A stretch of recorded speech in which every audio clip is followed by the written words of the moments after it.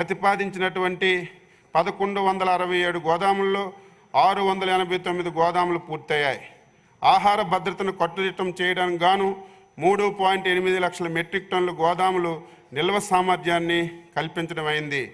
ఎన్సిఎంఎల్, ఎన్ఈఆర్ఎల్ మొదలైన అనుసంఘిక సేవా ప్రదాతలు ఈ గోడములలో బహుళ ప్రయోజన సౌకర్యం కేంద్రంగా ఉపయోగించుకొనుటకు చొరవ తీసుకోబడుతుంది. AP civil supply corporation, Markfed, FCI ప్రత్యేక ఎంఓలకు ప్రవేశించి గోడములను ఉపయోగించుకునేలాగా ప్రతిపాదించడం అయింది.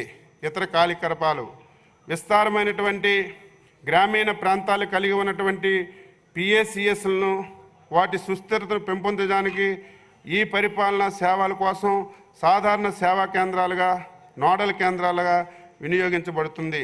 పిఏసిఎస్లు నిర్వహిస్తున్నటువంటి పెట్రోల్, డీజిల్ డీలర్షిప్ల యొక్క వ్యాపార నమూనా ఆంధ్రప్రదేశ్ రాష్ట్రంలో ఉద్భవించింది. 26 పిఎస్సిఎస్లో పెట్రోల్ బంకులు పనిచేయడం ప్రారంభించాయి. పెట్రోలు మరియు సహజ వాయు మంత్రిత్వ శాఖ 64 ఎన్ఓసీలను జారీ చేసింది. చౌక ధరలకు ఆరోగ్య సంరక్షణ సేవలు మెరుగుపరచడానికి గ్రామీణ ప్రాంతాల్లో జనరిక్ మందులను అందుబాటులోకి తీసుకురావడం కోసం పిఎస్సిఎస్ని జన్ ఔషధి కేంద్రాలుగా మార్చాం. కేంద్ర ప్రభుత్వం ఫార్మాస్యూటికల్ శాఖ జన్ ఔషధి కేంద్రాలను ప్రారంభించడానికి పిఎస్సిఎస్లకి అర్హత ఇచ్చింది. ఈ చొరవ వలన పిఎస్సిఎస్లకు ఆదాయం పెరుగుతుంది మరియు గ్రామీణ యువతకు ఉద్యోగ అవకాశాలు వస్తాయి. 73 పిఎస్సిఎస్ల్లో 8 డిసిఎంఎస్ల్లో జన ఔషధి కేంద్రాలుగా అమ్మకాలు ప్రారంభించాం. మరి ఆంధ్రప్రదేశ్ రాష్ట్రానికి ఒక హోల్సేల్ పంపిణీ కేంద్రాన్ని కేటాయించాలని కేంద్ర ప్రభుత్వాన్ని కోరడం అయింది. ప్రస్తుతం ఈ అభ్యర్థన కేంద్ర ప్రభుత్వం మరియు pharmaceuticals and medical devices bureau of India పరిశీలనలో ఉంది.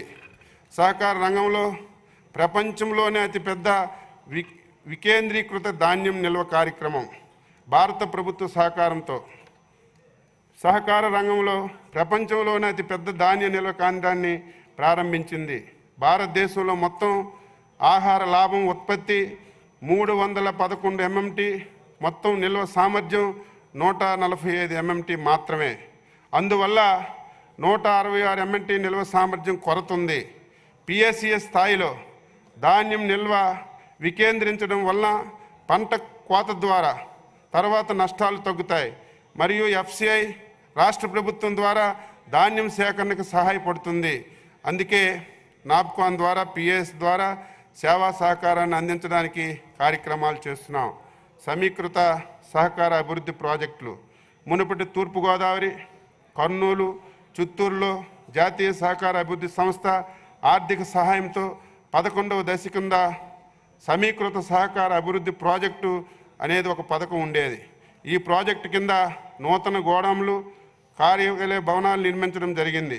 ఇప్పుడు ఈ భవనాలను ప్రాథమిక వ్యవసాయ సహకార సంఘాలు వినియోగించుకుంటున్నాయి. ఐటీ ప్రమేయాల ద్వారా సహకార సంఘాలను బలోపేతం చేయడం అనే కేంద్ర ప్రాతిపదిక పథకం కింద సహకార సంఘాలకు రిజిస్ట్రేషన్ కార్యాలయాలను కంప్యూటరీకరించడానికి ఒక కొత్త పథకం మొత్తం 4.33 కోట్లతో హార్డ్వేర్ వ్యయము మరియు సాఫ్ట్వేర్ నిర్వహణ వ్యయము 60-40% నిష్పత్తిలో హార్డ్వేర్ మరియు సాఫ్ట్వేర్లను రాష్ట్ర ప్రధాన కార్యాలయం, జిల్లా డివిజనల్ సహకార అధికారుల కార్యాలయాలను అందించబడుతుంది. 2024-25 సంవత్సరానికి గాను కేంద్ర ప్రభుత్వం 1.75 కోట్ల బడ్జెట్ని కేటాయించింది. డిజిటలైజేషన్ ద్వారా ప్రాజెక్టు యొక్క విజయం ఆన్లైన్ సిస్టంలో నమోదు చేయబడిన డేటా యొక్క ఖచ్చితత్వం మరియు సమగ్రతలో మిషన్ మోడ్లో ఈకేవైస్ డ్రైవ్లో ప్రారంభించాలని నాబార్డు వారు అన్ని రాష్ట్ర ప్రభుత్వాలకు అభ్యర్థించింది. ఈ చర్యల్లో భాగంగా రాష్ట్ర ప్రభుత్వం ఆంధ్రప్రదేశ్ సహకార సంఘములు రూల్స్ 1964లో నిబంధన 5కి సవరణ ద్వారా చెల్లించి ఏదైనా సభ్యత్వం యొక్క హక్కును వినియోగించుకోవడానికి షరతుగా చేయవలసినటువంటిది లేదా పొందవలసిన వడ్డీ మరియు ఆధార్ వంటి పత్రాలని మీ కస్టమ్స్ వివరాలు కూడా తెలుసుకోండి. సహకార సంఘాలు ఈకేవైసీ విధిగా చేపట్టింది. దీనికి గాను 2024-25 సంవత్సరానికి 308.26 కోట్లు బడ్జెట్ని ప్రతిపాదిస్తున్నాం. ఆచార్య ఎన్జీ రంగా విశ్వవిద్యాలయం.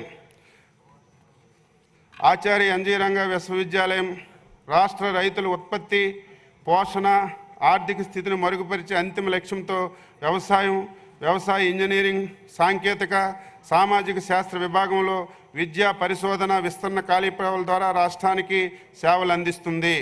2023-24 సంవత్సరంలో ఇంటిగ్రేటింగ్ ఫార్మింగ్ సిస్టమ్ మిల్లెట్స్ వారికి బెస్ట్ పర్ఫార్మింగ్ కింద ఈరోజు అవార్డులు కూడా వచ్చాయి. ఐసీఆర్ వారికి 23-24 సంవత్సరానికి గాను బెస్ట్ పెర్ఫార్మెన్స్ అవార్డు కూడా వచ్చింది. 2023-24 సంవత్సరంలో రాష్ట్ర స్థాయిలో నూతనంగా అధిక దిగుబడులు వచ్చినటువంటి 9 రకాలను విడుదల చేశారు. 2024-25 సంవత్సరంలో 10 ప్రధానమైన పంటల్లో డ్రోన్ ద్వారా వ్యవసాయ రసాయనాలను పిచికారీకి స్థిరమైన కార్యాచరణ విధానాలను అభివృద్ధి చేయడంలో విశ్వవిద్యాలయం దేశంలోని మొట్టమొదటిది. వీటితో పాటుగా డ్రోన్ పైలట్లకి శిక్షణ కూడా నిర్వహిస్తుంది. విశ్వవిద్యాలయం 2024 సంవత్సరంలో సాధించినటువంటి పేటెంట్ వివరాలు: ఇన్వివో పద్ధతిలో గ్లైసెమిక్ ఇండెక్స్ సంబంధించి కిట్ నిరూపణ, నానో బయోచార్ తయారీ అవలంబించే పద్ధతి, మిరపలో గ్రేడింగ్ మరియు ప్యాకింగ్ యూనిట్. వ్యవసాయ విశ్వవిద్యాలయంలో స్థిరమైన ఆదాయం ద్వారా రైతుల శ్రేయస్సుని పెంపొందించేందుకు ఎదురు చూస్తూ పర్యావరణ వ్యవస్థను పర్యవేక్షిస్తూ ఆహారం మరియు పోషక భద్రతల కోసం వాతావరణ స్మార్ట్ వ్యవసాయ పద్ధతుల్ని ప్రోత్సహించడం జరిగింది. ఆచార్య ఎన్జీ రంగా విశ్వవిద్యాలయానికి 2024-25 సంవత్సరానికి 507.03 కోట్లు బడ్జెట్ ఇవ్వడానికి ప్రతిపాదించాం. డాక్టర్ వైఎస్ఆర్ ఉద్యాన విశ్వవిద్యాలయం. డాక్టర్ వైఎస్ఆర్ ఉద్యాన విశ్వవిద్యాలయం ప్రధానంగా విద్య, పరిశోధన, విస్తరణలో ఉద్యాన రంగంలో మానవ వనరుల అభివృద్ధికి లక్ష్యంగా పనిచేస్తుంది.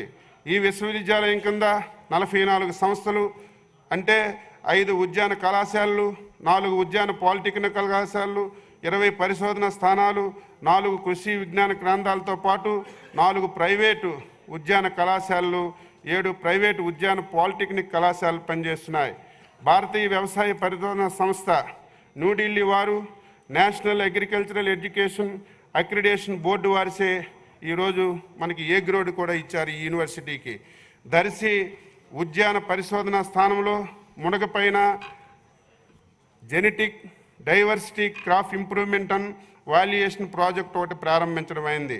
మన గ్రామం మన విశ్వవిద్యాలయం కార్యక్రమం ద్వారా విశ్వవిద్యాలయం పరిధిలోని 44 సంస్థలు 44 గ్రామాలను దత్తత తీసుకున్నారు. దీంతో మొత్తం 174 గ్రామాలకి కార్యక్రమం కింద 4 సంవత్సరాలుగా దత్తత తీసుకోబడినాయి. వ్యవసాయంలో డ్రోన్ల వినియోగాన్ని ప్రోత్సహించుటకై విశ్వవిద్యాలయంలోని కేవీకే వెంకటరామన్న గూడెం మరియు ఉద్యానవన కళాశాల వెంకటరామన్న గూడెం భారీ డ్రోన్లు అందుబాటులో ఉంచి రైతులకు ప్రదర్శనలు నిర్వహించబడుతున్నాయి. 2024-25 సంవత్సరానికి గాను వైఎస్ఆర్ ఉద్యాన విశ్వవిద్యాలయానికి 102.227 కోట్ల బడ్జెట్ని ప్రతిపాదించాం. వెంకటేశ్వర పశు వైద్య విశ్వవిద్యాలయం పశు గణాభివృద్ధి, పాల సాంకేతిక రంగ అభివృద్ధి, మత్స్య సంపద పెరుగుదల తద్వారా రైతుల అభ్యున్నతికి శ్రీ వెంకటేశ్వర పశు విశ్వవిద్యాలయం కృషి చేస్తుంది.